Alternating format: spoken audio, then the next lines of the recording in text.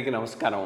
Aware టాక్స్కు స్వాగతం. అంటే ఉండి FSSAI, food safety security regulation authority అనుకుంటాను. That's the full expansion or something like that. ఇది ఒక ప్రధానమైనటువంటి అంశంగా వార్తల్లో నలుగుతూ ఉన్నది.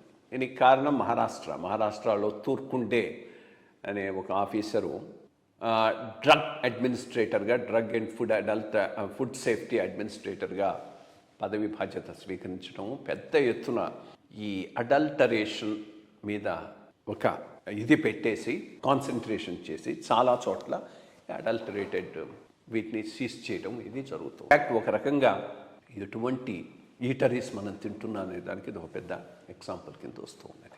ఒక మహారాష్ట్రలో మొదలు పెట్టంగానే ఇప్పుడు కర్ణాటకలో కూడా ఇది మొదలైంది. ఇది ఎట్లా పనిచేస్తుంది? FSSAI అనేటటువంటిది గవర్నమెంట్ ఆఫ్ ఇండియా ఆర్గనైజేషన్. ఇది ఫుడ్కు సంబంధించినటువంటివి, ఫుడ్ ప్రోడక్ట్స్కి సంబంధించి స్టాండర్డ్స్ను వాటిని లే డౌన్ చేస్తుంది. కానీ యాక్చువల్ ఎగ్జిక్యూషన్ అనేటటువంటిది FSSAI కింద ఉండదు. ఇది స్టేట్స్లో ఉంటుంది. స్టేట్స్లో ఫుడ్ అడ్మినిస్ట్రేటరో కంట్రోలర్ అనో డిసిగ్నేట్ చేస్తారు. Mostly medical and health department కింద ఉంటుంది. కొన్ని చోట్ల ఇంకొక డిపార్ట్మెంట్ కింద అయినా ఉండొచ్చు. వీళ్ళు చేయాల్సిన పని ఏంటి అంటే ఈ షాప్స్ వాటిలో ఉన్నటువంటి వాటి క్వాలిటీని ఇది టెస్ట్ చేస్తూ ఉంటారు. ఇది రొటీన్గా రెగ్యులర్గా జరగాల్సిన రెగ్యులేటరీ యాక్టివిటీ. అది జరగటం లేదు. ఇక్కడ కాంప్రమైజ్ అయిపోతూ ఉన్నారు.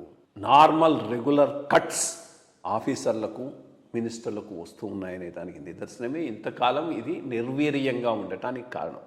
ఒకడు వచ్చాడు, అట్లాగే హర్యానాలో కెంప్ఖాన్ ఒకడు ఉండేవాడు. వాడిని 20 తడవలో 30 తడవలో ట్రాన్స్ఫర్ చేశాడు. ఎక్కడ కూడా నిలవలేకపోయినాడు. ఇతను కూడా అదే రకంలో ట్రాన్స్ఫర్ అవుతూ ఇక్కడికి వచ్చారు.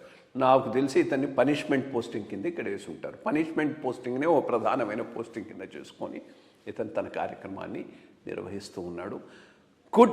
ఫైనల్గా ఇది ఒక ఇంపార్టెంట్ ఏరియా, దీనిని విస్మరించటం జరిగిన ఏరియా, దానిని వెలుగులోకి తీసుకొని వచ్చాడు. లెట్స్ హోప్ దీనివల్ల మిగిలిన ప్రాంతాల్లో కూడా ఇట్లాంటి దీని మీద కాన్సన్ట్రేషన్ చేసి వర్క్ చేస్తారనేది ఒక పాయింట్. రెండోది, సడన్గా ఒక పెద్ద హీరో అయినాడు. ఏంటిది అర్థం కాదు. నార్మల్గా ఆఫీసర్ చేయాల్సినటువంటి పనులు చేసిన దానికి ఆఫీసర్లు హీరోలు అవుతూ ఉంటే వ్యవస్థ ఎంత దరిద్రంగా తయారైందో మనకు తెలుస్తుంది. ఇక్కడ రంగనాథ్, అక్కడ ఈ తార్కుండే. ఇక్కడ లేక్ల ప్రొటెక్షను, గవర్నమెంట్ ల్యాండ్ ప్రొటెక్షను అందరి బాధ్యత, అందరు ఆఫీసర్ల బాధ్యత. అంటే ఎవడు ఎంతోముందు పని చేయట్లేదనేనా? అట్లాగే ఇక్కడ కూడా అంతకుముందు ఎవడు పనిచేయలేదనేనా ఈ FSSAI కింద? రిఫ్లెక్షన్. ఎంత నిర్వీర్యం అయిపోయినాయో వ్యవస్థలన్నీ బాగానే ఉంటాయి, చేసేటటువంటివి బాగానే ఉంటాయి.